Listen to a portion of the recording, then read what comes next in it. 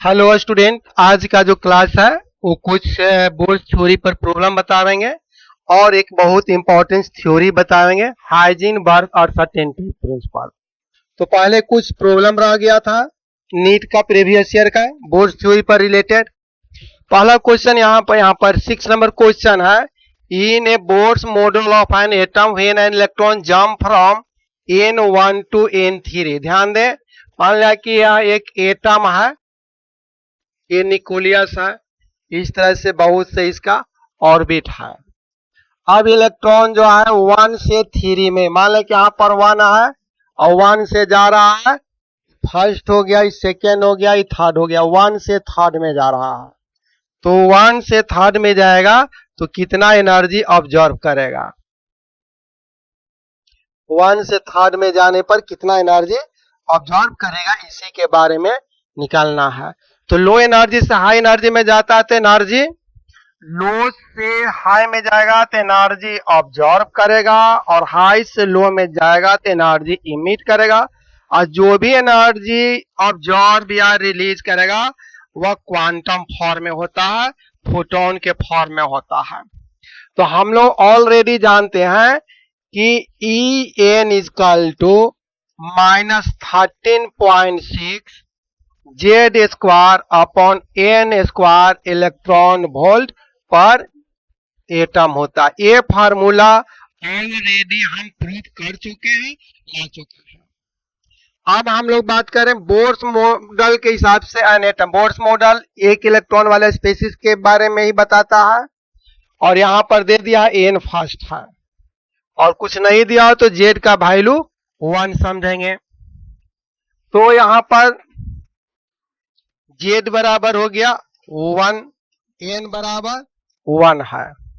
तो यहां पर फर्स्ट सेल में एनर्जी कितना होगा? तो -13.6 1 square upon 1 square electron volt. First shell में इलेक्ट्रॉन का एनर्जी, फर्स्ट सेल में इलेक्ट्रॉन का एनर्जी यानी हो गया -13.6 इलेक्ट्रॉन वोल्ट।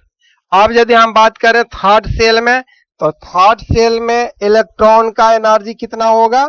थर्ड सेल में बात करें तो -13.6 1 अपॉन 3 का स्क्वायर इलेक्ट्रॉन वोल्ट, यानी हो गया -13.6 अपॉन 9 इलेक्ट्रॉन वोल्ट।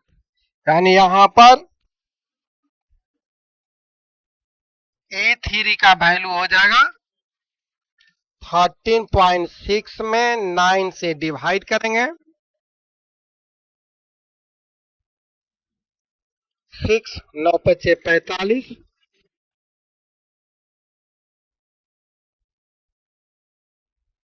यानी यहां पर आ जाएगा -1.51 इलेक्ट्रॉन वोल्ट। थर्ड सेल का एनर्जी मालूम हो गया। तो कितना एनर्जी ऑब्जॉर्व करे? ध्यान दें, जब लो सेल से हाई सेल में जाएगा तो एनर्जी ऑब्जॉर्व करेगा, इमिट नहीं करेगा, ऑब्जॉर्व करे। कितना एनर्जी ऑब्जॉर्व करेगा? तो जितना दोनों का डिफरेंस है, यानी ऑब्जॉर्व एनर्जी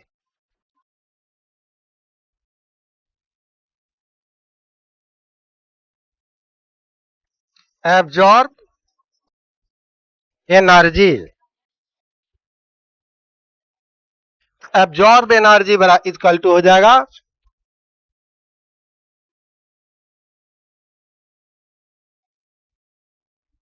डेल ई से इंडिकेट करते हैं, यानी E3 माइनस E1। E3 का वैल्यू है, यानी यहां पर डेल ई का जो वैल्यू हो गया, E3 का वैल्यू हो गया -1.5, 1 माइनस हो जाएगा -13.6, यानी हो गया 13.6 माइनस 1.15, इतना इलेक्ट्रॉन वोल्ट। अब इसको माइनस कर देंगे, कुछ नहीं है तो यहां पर 0 है, तो 10 में 5 घटा 5 हो गया, 0.51 है, यहां पर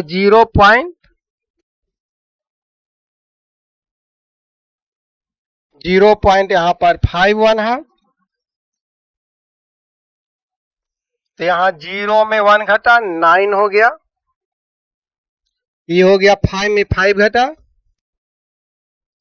ये 0 हो गया,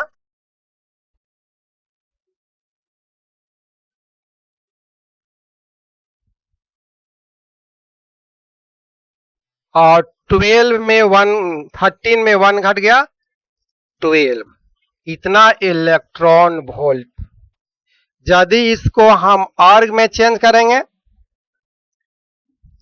या जूल में चेंज करेंगे तो 12.09 इंटू 1.6 इंटू 10 के पावर माइनस 19 जूल। अब ये दोनों को मल्टीप्लाई करेंगे,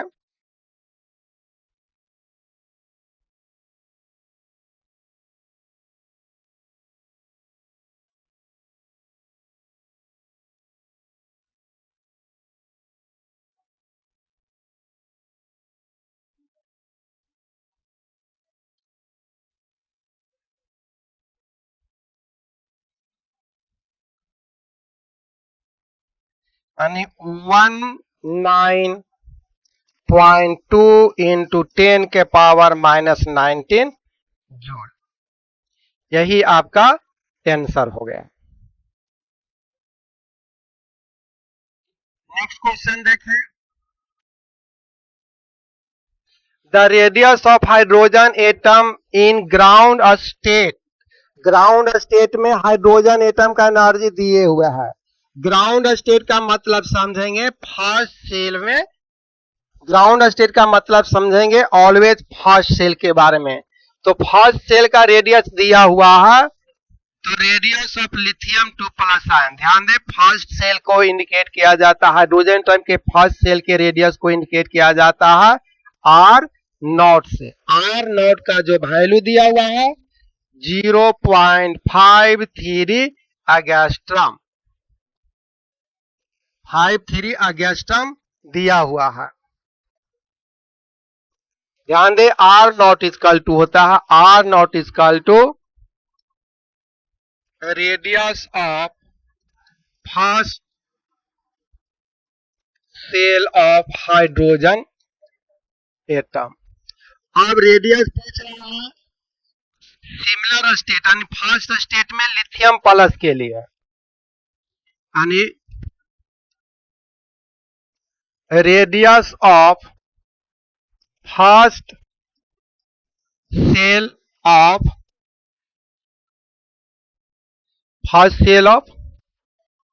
lithium 2 plus ion.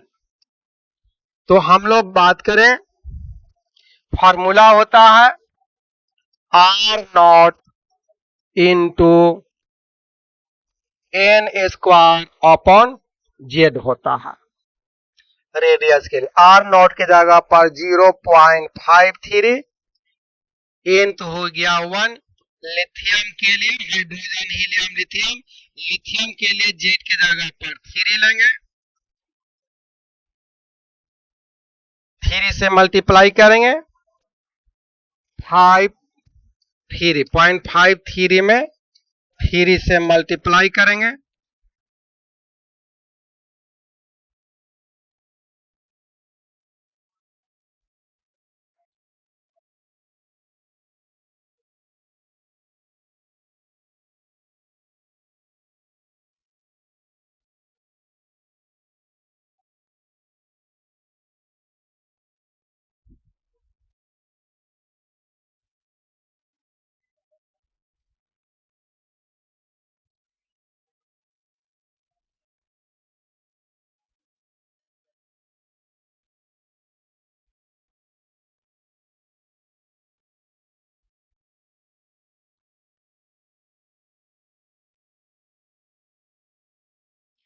And 0.176 angstrom.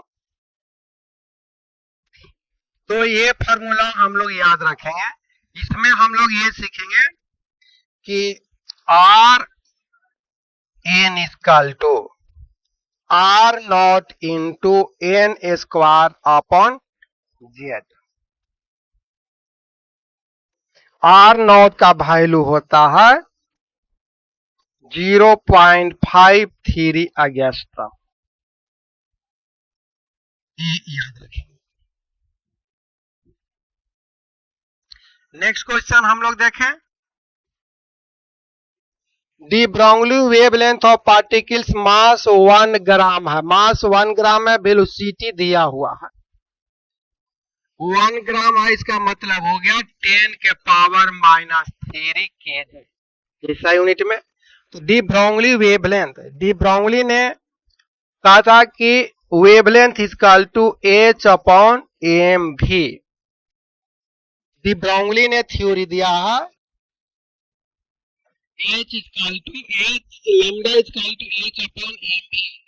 ये जो है ऐसे डी ब्राउनली ने अपना एक थ्योरी दिया था कि कोई भी बॉडी जो है माइक्रोस्कोपिक है तो वेलोसिटी के साथ ही यदि कोई माइक्रोस्कोपिक बॉडी मोशन में रहेगा तो उसमें ड्यूअल नेचर होता है, वन होता है पार्टिकल्स नेचर एंड अदर होता है वेव नेचर।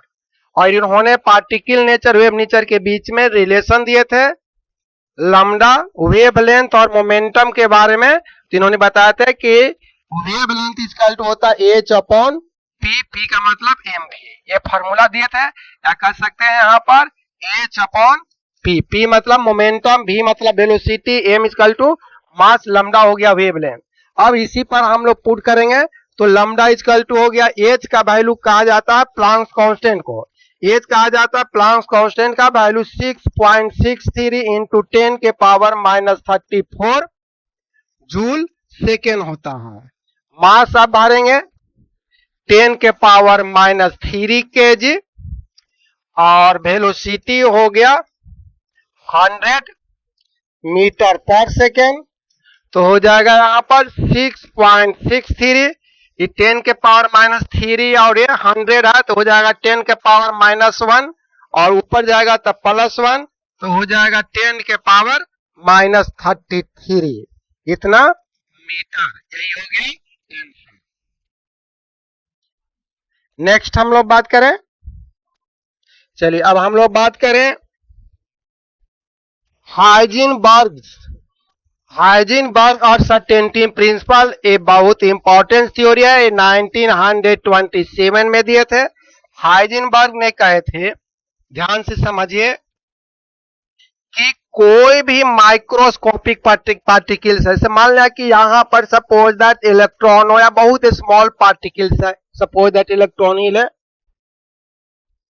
अब इसका एग्जैक्ट पोजीशन और मोमेंटम एक ही साथ मेजर करना इम्पॉसिबल है। किसी का भी एग्जैक्ट पोजीशन और मोमेंटम मेजर नहीं किया जा सकता है, यह इम्पॉसिबल है। तो क्यों ऐसा होता है, इस पर थोड़ा सा हम ध्यान दें। मान लें कि कोई पार्टिकल्स है, स्मॉल पार्टिकल्स है, समझे, मान लें कि ये स्मॉल पार्टिकल्स है, बहुत स्मॉल पार्टिकल। माइक्रोस्कोपिक माने बहुत स्मॉल, इलेक्ट्रॉन, प्रोटॉन, न्यूट्रॉन को माइक्रोस्कोपिक पार्टिकल्स कहेंगे। मान लें कि यहाँ पर एक माइक्रोस्कोपिक पार्टिकल है।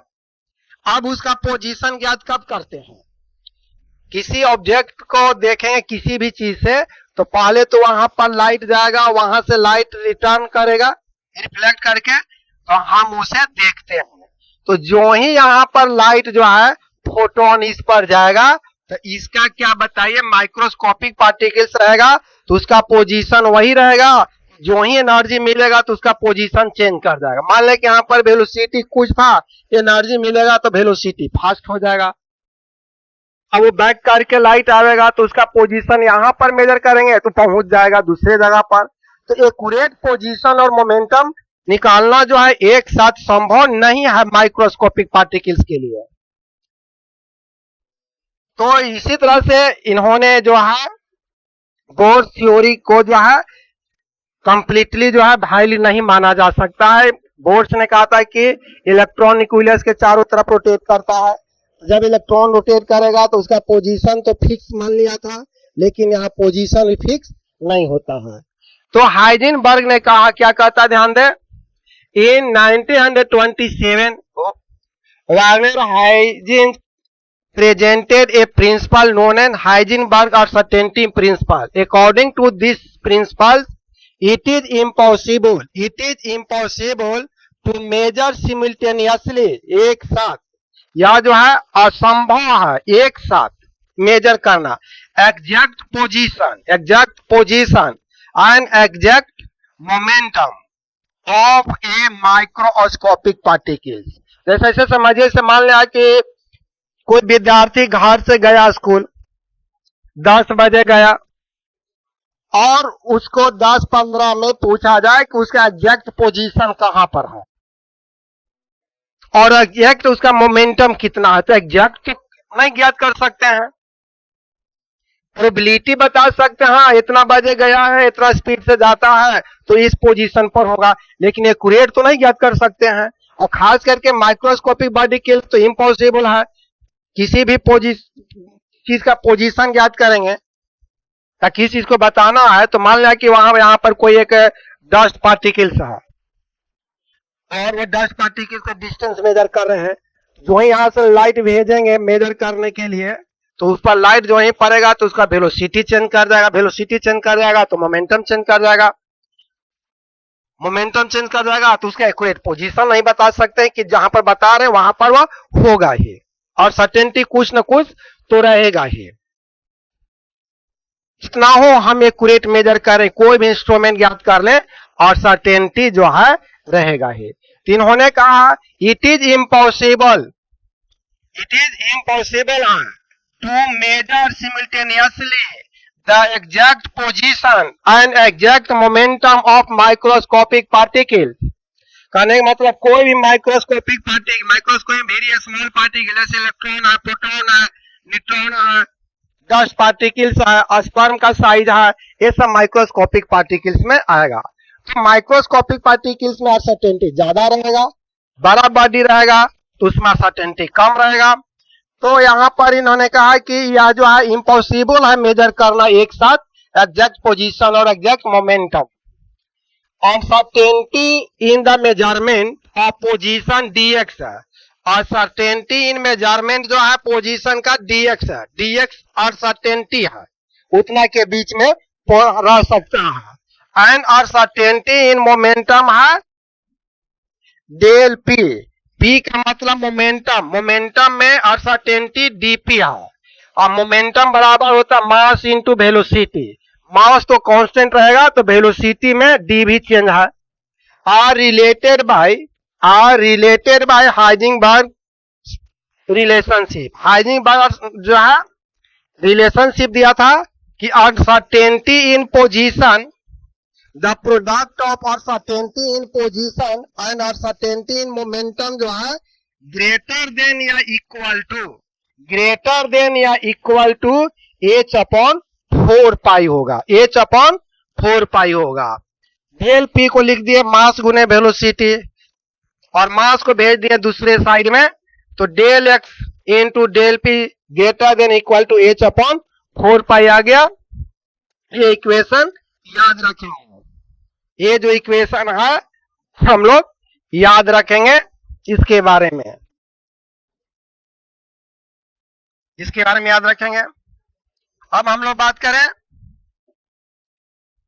ध्यान दें, जब डेल एक्स जीरो होगा, ध्यान दें हम लोग भी पढ़े हैं, del x into del P greater than या equal to h upon 4 pi. अब ये जीरो है, ये जीरो यदि रहेगा तो 0 into del P greater than equal to h upon 4 pi, zero को उस साइड भेजेंगे तो del P equal greater than equal to h upon 4 pi into zero. किसी भी नंबर में जीरो से डिवाइड करते हैं, किसी भी नंबर में जीरो से डिवाइड करते हैं तो उसका वैल्यू इनफिनाइट हो जाएगा। तो यदि डेल एक्स जीरो यानी एग्जैक्ट और सर्टेनिटी जीरो है, और सर्टेनिटी जीरो का मतलब क्या हो गया, सर्टेनिटी कंप्लीटली सर्टेनिटी 100% एकदम सर्टेनिटी है, कंप्लीटली सर्टेनिटी है, तो उस कंडीशन में वेलोसिटी जो में अनसर्टेनिटी इनफिनाइट हो जाएगा। और यदि वेलोसिटी में अनसर्टेनिटी जीरो हो जाएगा तो पोजीशन में अनसर्टेनिटी इनफिनाइट हो जाएगा। यानी जैसे जैसे अनसर्टेनिटी पोजीशन में कमते जाएगा, अनसर्टेनिटी पोजीशन में कमते जाएगा, तब मोमेंटम में अनसर्टेनिटी बढ़ते जाएगा। और यदि मोमेंटम में अनसर्टेनिटी बढ़ेगा, मोमेंटम अनसर्टेनिटी बढ़ेगा, तो पोजीशन में सर्टेनिटी बढ़ेगा और सर्टेनिटी घटेगा।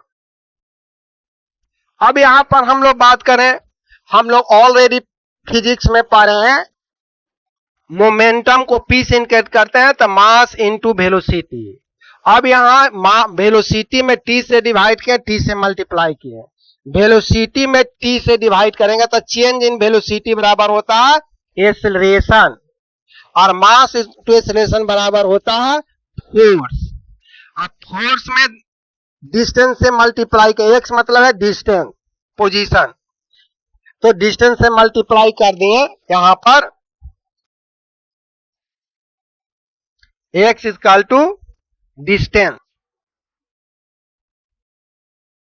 तो डिस्टेंस से मल्टीप्लाई कर दे दोनों साइड, तो फोर्स इंटू डिस्टेंस बराबर एनर्जी पर है, फोर्स इंटू डिस्टेंस बराबर एनर्जी पर है, तो P into X equal to E into T हो गया।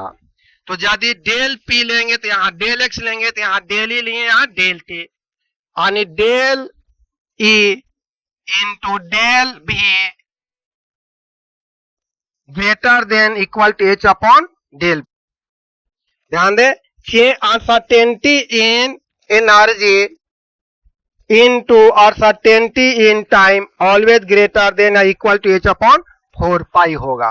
तो ध्यान दें, यह जो है हाइजेनबर्ग अनसर्टेनिटी प्रिंसिपल का मॉडिफाई रूप हो गया एनर्जी और टाइम के टर्म में, यानी किसी भी माइक्रोस्कोपिक बॉडी का एक ही समय में एग्जैक्ट उसका एनर्जी और एग्जैक्ट एक्यूरेट टाइम मेजर नहीं कर सकते हैं, उसके भी अनसर्टेनिटी का प्रोडक्ट h अपॉन 4 पाई होगा।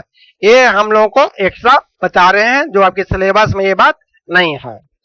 डेल हो गया सर्टेनिटी एनर्जी और डेल टी हो गया सर्टेनिटी इन टाइम हो गया। तो ये बात समझ में आ गया, कोई दिक्कत नहीं है।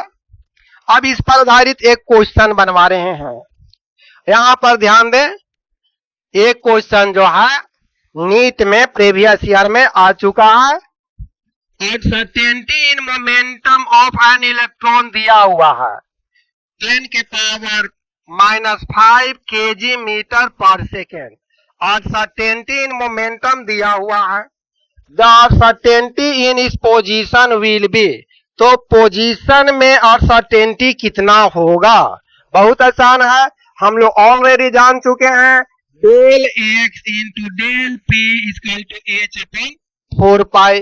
तो del X equal to H upon 4 pi into del P. H का वैल्यू प्लैंक्स कांस्टेंट है, ऑलरेडी जानते हैं, 6.62 इंटू 10 के पावर -34। पाई का वैल्यू 3.15। चेंज इन यहाँ अनसर्टेनिटी इन मोमेंटम दिया हुआ 10 के पावर 5। अब इसको ऊपर ले जाएंगे तो माइनस वाला प्लस में हो जाएगा, सोल्व करेंगे तो 5.27 इंटू 10 के पावर -13 मीटर हो गया। तो इस तरह आज का क्लास इतना ही रहने देते हैं। अगले क्लास में हम लोग जो है पढ़ेंगे फोटो इलेक्ट्रिक इफेक्ट। अगले क्लास में हम लोग पढ़ेंगे फोटो इलेक्ट्रिक इफेक्ट। और आप लोग कोई भी विद्यार्थी देखते हैं तो शुरू से अंत तक देखें और इसका नोट्स भी बनाते जाएं। आप लोगों को 0 लेवल से पढ़ा रहे हैं और आईटी एडवांस लेवल तक बताएंगे स्टेप बाय करके। इस चैप्टर के बाद एटॉमिक स्ट्रक्चर के बाद स्टूडेंट के बीच में खास करके 12th के स्टूडेंट लोग बोल रहे हैं कि हमें जो है ऑर्गेनिक शुरू करें, तो उम्मीद है कि एटॉमिक स्ट्रक्चर के बाद एकदम 0 लेवल से ऑर्गेनिक केमिस्ट्री शुरू करेंगे और वह 12th बोर्ड को देखते हुए कम टाइम में खत्म करेंगे, 11th और 12th दोनों का ऑर्गेनिक। तो आज का इतना ही, और ये वीडियो अच्छा लगता है तो लोगों में शेयर करें कि अधिक से अधिक स्टूडेंट लोग इसका फायदा उठाएं और इसे सब्सक्राइब करें, लाइक करें। और किसी तरह का यदि आपका प्रॉब्लम होता है इस केमिस्ट्री में तो आप इस नंबर पर संपर्क कर सकते हैं 9835615376। इस नंबर पर संपर्क कर सकते हैं। आज का इतना ही।